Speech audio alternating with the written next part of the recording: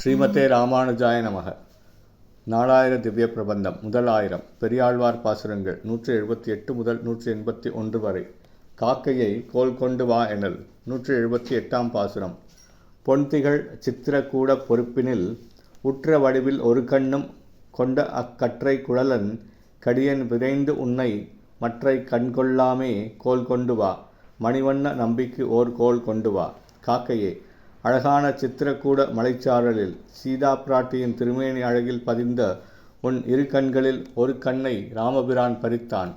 இதிலிருந்து கற்றை குழலுடைய ராமபிரான் குற்றம் கண்டபோது தண்டிக்கும் தன்மை கொண்ட கடுமையன் ஆதலால் நீ அவனுக்கு விருப்பமானதை உடனே செய், இல்லையேல் உன் மற்றொரு கண்ணையும் இழக்க நேரிடும். எனவே கண்ணனுக்கு கோல் கொண்டு வருக.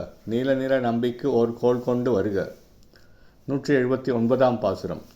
மின்னிடைச் சேதை பொருட்டா இளங்கையர் மன்னன் மணிமுடி பத்தும் உடன் வீழ தன்னிகர் ஒன்று இல்லா சிலைகளால் வளைத்திட்ட மின்னு முடியற்கு ஓர்கோல் கொண்டு வா. வேலை அடைந்தார்க்கு ஓர்கோல் கொண்டு வா. காக்கையே, ராமபிரான் சீதையை மீட்கும் பொருட்டு இலங்கை அரசன் ராவணனின் மணிக்கிரீடங்கள் பொருந்திய 10 தலைகளையும் ஒரே காலத்தில் ஒப்பற்ற தன் வில்லை வளைத்து அம்பு செலுத்தி கொன்றான். மின்னல் போன்ற ஒளி வீசுகின்ற கிரீடம் அடைந்த ராமபிரானுக்கு ஓர் கோல் கொண்டு வருவாயாக. கடலின் மேல் அணை கட்டிய ராமபிரானுக்கு கோல் கொண்டு வருக. 180ஆம் பாசுரம். தென்னிலங்கை மன்னன் சிரம்தோள் துணி செய்து மின் இலங்கும் புன் விபீடன நம்பிக்கு என் இலங்கும் நாமத்து அளவும் அரசு என்ற மின்னு முடியற்கு ஓர்கோல் கொண்டு வா. வேங்கடவாணர்க்கு ஓர்கோல் கொண்டு வா. காக்கையே, தெற்கே உள்ள இலங்கை மாநகரத்தின் அரசனான ராவணனின் 10 தலைகளையும் 20 தோள்களையும் வெட்டி தள்ளி கொன்றுவிட்டு ஒளிமிக்க ஆபரணங்களை அணிந்த விபீஷ்ண நம்பியிடம் என் பெயர் உள்ள காலம் வரை உனக்கு இந்த அரசு நிலைத்து நிற்கும் என்று ராமபிரான் அருளிச் செய்தார். அப்படிப்பட்ட ராமபிரானுக்கு ஓர்கோல் கொண்டு வருவாயாக. திருவேங்கடத்தானுக்கு ஓர்கோல் கொண்டு வருக. 181ஆம் பாசுரம்.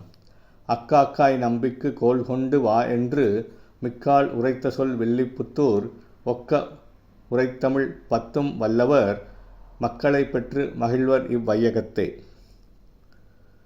காக்கையே, நம்பியான் கண்ணனுக்கு கன்று மேய்க்க கோல் கொண்டு வா என்று தாய்மை மிக்க யசோதை அழைத்தாள்.